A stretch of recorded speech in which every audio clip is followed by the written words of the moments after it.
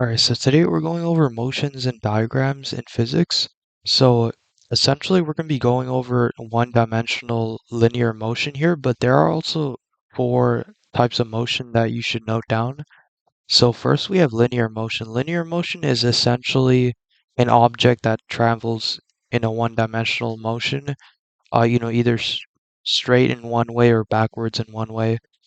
Then it could also be it could be extended to two-dimensional motion as well, where it travels down or up, basically in a linear fashion. And then we have circular motion. Circular motion is just basically an object having motion around a circular field, or it could be expressed in terms of like gravity, or let's say a space shuttle is orbiting the Earth. That would be a type of circular motion. Now we have projectile motion. Projectile motion is essentially an object. Let's say you shoot something like a projectile up in the air. At that point, the only force acting on it is going to be gravity, in which it would be going up and then it would peak at one point and then start accelerating down. And it would have a horizontal velocity and a vertical vector as well. That in which we would call projectile motion. And then rotational motion is essentially an object that's turning around its centroid. So it could be like the square over here just rotating endlessly. That would be a sort of rotational motion. What we're going to be going over today is essentially an object traveling in a one-dimensional space. So one thing to note with motions and diagrams with linear motion in one dimension is that when you have these type of motion diagrams where there's an arrow of something moving, all these arrows, the time interval between these are in which these are captured are all the same. Time intervals are same. So what we could deduct is that we know that velocity is distance over time. So knowing that velocity is distance over time, if time is constant through every single interval, that means the only thing that's changing is the distance. So that means that we could depict the velocity over the distance between each interval, or rather a point in which the block is being pictured. Alright, so let's take a look at this question right here. So which car is going faster, A or B? Assume there are equal intervals of time between the frames of both videos. So what it means, assume there are equal intervals, is imagine the spaces in which the pictures are taken right here. Let's imagine that these pictures were each taken 1 second apart. So which means that this is a 4-second block, and then this is a 3-second block, but that's not really necessary information here. So that means that the distance between each picture is going to be our distance, because distance over time is going to be our velocity. And essentially we want to figure out which car is going faster here. So which car is going, since both the intervals here are going to be, t is a constant, which is going to be 1 second. We need to look at which interval here is bigger, which means there's a bigger distance. So we want to see which frames have a bigger distance between each other. That's going to mean that there's a bigger distance between in which the frames were taken. So we could see on car B that there's bigger gaps in between, like in which the picture was taken of the cars. But on car A, there's way smaller gaps. So we could conclude from that that car B is going faster. And we could also kind of guess, car B is probably going maybe 2.5 the velocity of car A, but that's not really information we need to deduct. So car B would be our answer here. All right, so let's take a look at this question right here, 1.2. Three motion diagrams are shown. Which is a dust particle settling to the floor at a constant speed? Which one is a ball being dropped from the roof of the building? And which is a rocket descending slowly? So we're given three graphs here, and we need to basically match the scenarios with each of the diagrams. So first, let's take a look at the dust particle settling to the floor at a constant speed. So our main takeaway here is the constant speed. So we know that each of these dots here, they're both separated. The separation between them is an equal interval. So this is taken at 0 seconds, this is 1 second, 2, 3, 4, and 5 seconds. So they're both at, all of these are happening within 5 seconds. So basically a distance between each dot is going to give us the distance, or rather, if it's a big distance, then that means the velocity is high because the time is going to be constant.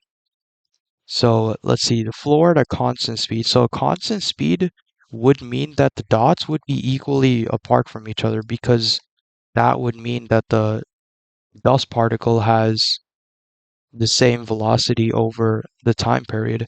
And we could see B is kind of depicting like a same distance between the dots. Like you could see the dots distances don't change with each other, which means that the velocity is going to staying constant. So it means basically when you put over d over t, both of these are going to be constant here, in which it means that v is going to be constant. So d would be our dust particle. We would name that dp. Let's take a look at ball dropped from a roof of a building. So when something is dropped from a roof of a building, what happens? So when you drop something, you're not throwing it, or you're not adding any force to it. So let's say the ball is being dropped from here.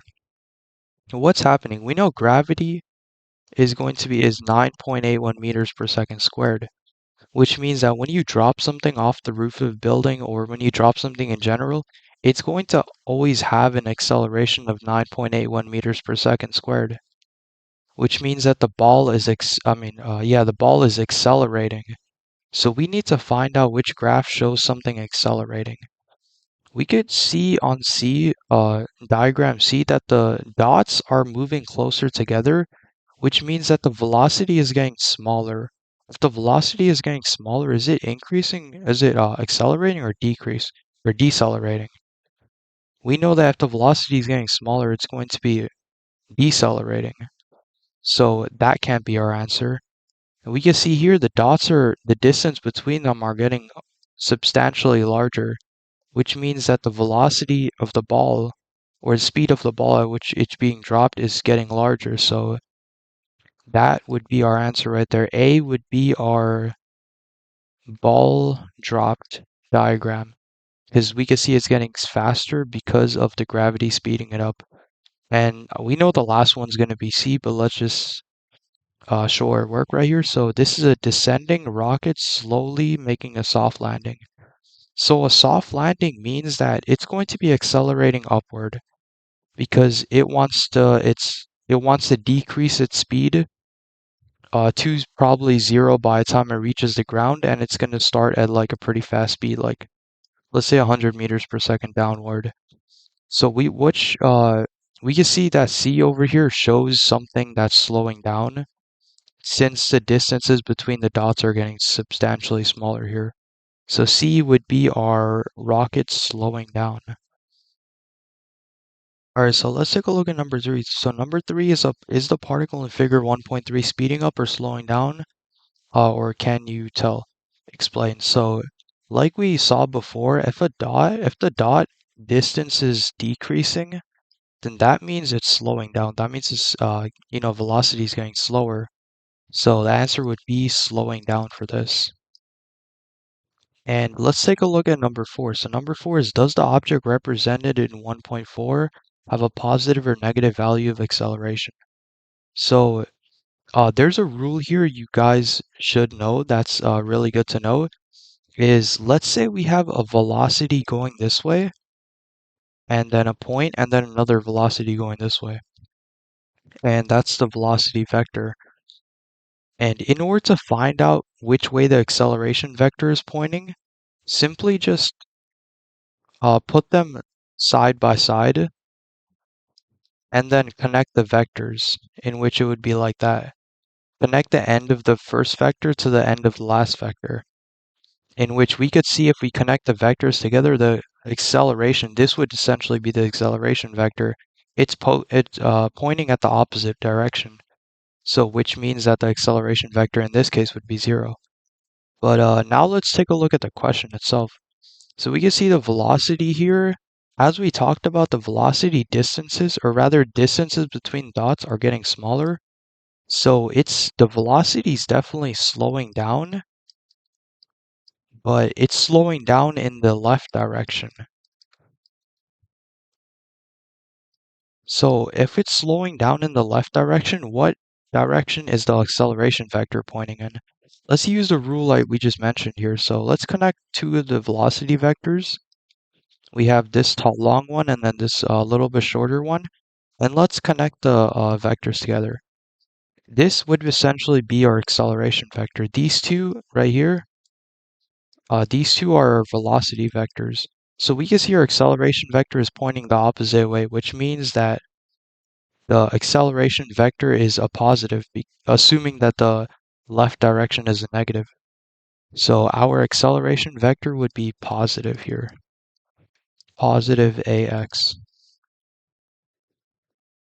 All right, so I want you guys to try out number 5. So number 5 is, does the object represented in the figure have a positive or negative value of ay?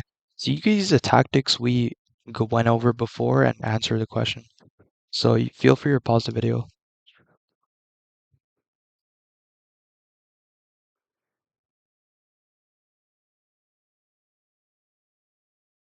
All right, so let's take a look at number 5. So number 5, we already read it out. We need to figure out whether it's a positive or negative value of acceleration in the y direction. So we're given the velocity motion diagram here. So let's take two velocity vectors that are right next to each other and put it together so we could figure out our acceleration direction. So if we take that vector right here, and then if we take this one as well, we're going to have that. And if we connect the vectors together, it's going to be facing upward. And that is our acceleration vector. We could also do it for these two down here. So we would have that vector going on. These are velocity vectors. And then the smaller velocity vector down here. And then we are resulted with an acceleration vector that's pointing upward and a pretty small magnitude, but it's pointing upward nonetheless. Now, assuming that the downward direction is negative, that means that the acceleration vector is a positive value and it's uh, pointing in the opposite direction of the velocity vector, which means that the velocity is slowing down in the negative field. So positive AY. Alright, so I want you guys to try number 6 and number 7 so you could pause the video and try those out.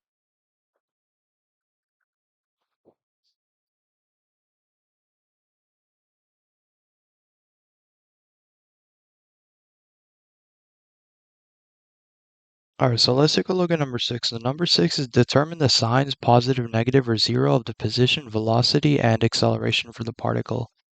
So let's put p equals, or rather p, velocity, and acceleration. So let's take what we know and figure those out. So we know that axis is 0 here, so we could kind of draw that thing going on here. Everything to the left would be negative, everything to positive is, or right is positive.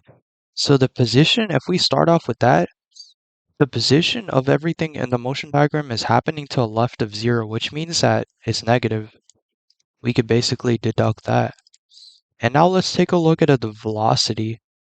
So the velocity is, since the particle is moving away from 0, like it's moving more into the negative direction or negative values, we could deduct that the velocity is negative here. Because if the motion diagram was pointing towards 0 and the motion, or the particle was moving towards 0, we could deduct that velocity is positive, but position would still be negative. Now let's take a look at acceleration. So we could use the vector rule that we used before for acceleration. So it would be this vector right here, and then we'd have the shorter vector down here, and which means our acceleration is pointing the opposite direction to the right. And we could also kind of see that the distance between the dots are decreasing, in which it is decelerating in the negative direction, which means that the acceleration vector is pointing to right, which is positive. And now let's take a look at number 7. Number 7 is dealing with a y and a y p y and v y rather to the x-axis. So py, vy, and ay. Let's see what those are going to be.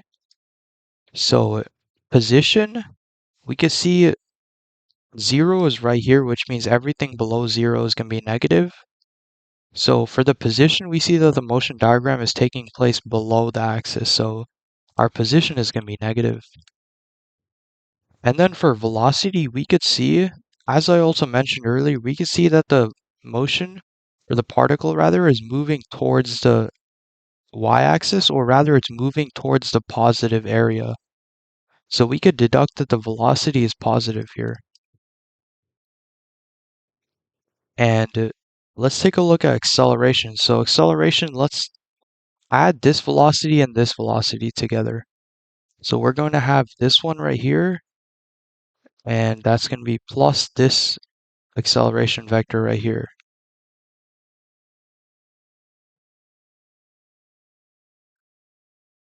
And now if you remember, we connect the velocity vector, we connect the acceleration vector from the end of the first vector to the end of the second vector. So that would be this way. So which would mean the acceleration vector is pointing the same way as the velocity vector, and it also means that the particle is accelerating. But we could also see the distance between the particle is increasing as the time intervals go on, so acceleration vector is positive.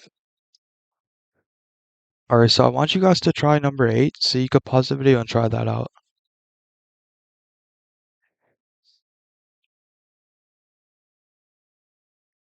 Alright, so let's take a look at number 8. So number 8 is determine the signs of positive or negative or zero of the function or the position, velocity, and acceleration of the particle.